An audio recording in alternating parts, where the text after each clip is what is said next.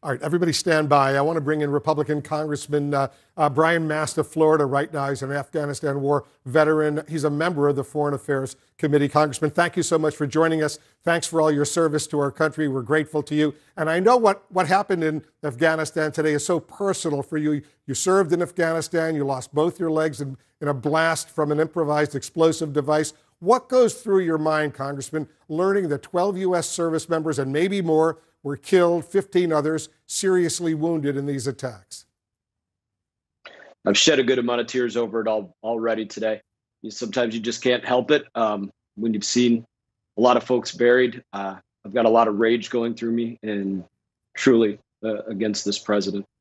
Well, the president, he delivered his message in the last hour, and he had this warning to the terrorists responsible for this horrendous attack, saying, "We will hunt you down and make you pay." What does that look like with the U.S. Potentially in the next few days about to completely withdraw all of its troops from Afghanistan?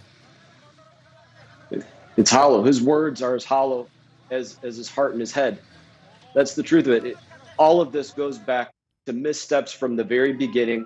You look at everything that's gone on here. They've been messaging for the last week the exact opposite of what's going on in the world. He said today he wasn't going to be intimidated. This happened precisely because he was intimidated. Every step that he's taken has been because he has been intimidated along the way. He's been worried about optics along the way. He's been worried about not having this appear as a combat mission along the way. He's been worried about getting out by the 9/11 so we can have a celebration for that. He's been worried about getting out the people with the guns before getting out the people without the guns. He's been worried about giving up these strategic places in the middle of the night that gave no backup to the Afghans that we'd served alongside.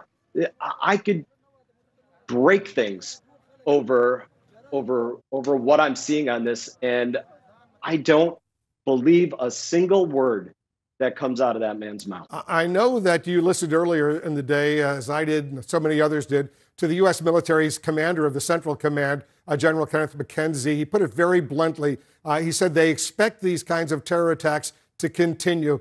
So, Congressman, what options does the U.S. military have right now to thwart these attacks when so many people are still gathering outside the airport? As you know, there are thousands and thousands of Afghan friends of the United States who are so desperate to get out of the country. It's a 180. Don't be intimidated. Don't let them set the deadline. Don't let them set the red line. He wants to say, send me, then do that. Send me. Go out there, land Air Force One in there, secure a bigger perimeter, take the high ground, determine that he's going to be the one that sets the rules with the terrorists and not the other way around. That's one of the quotes that he gave out there. Why don't you go out there, act like an American, set the rules, kill those that killed us, instead of backing away from your original statement was you're going to respond swiftly to those that interrupt our operations. I would say the whole cordon's been an operation by the Taliban. This was certainly a large interruption, well beyond that. Them taking our embassy, them taking the Bagram Air Base, those were certainly interruptions.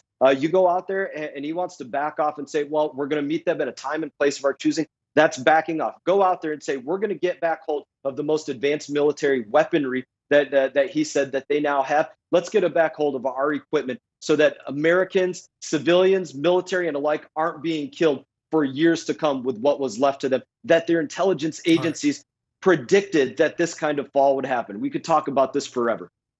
Congressman Brian Mast, once again, thank you so much for your service. Thanks for joining us. We'll continue this conversation.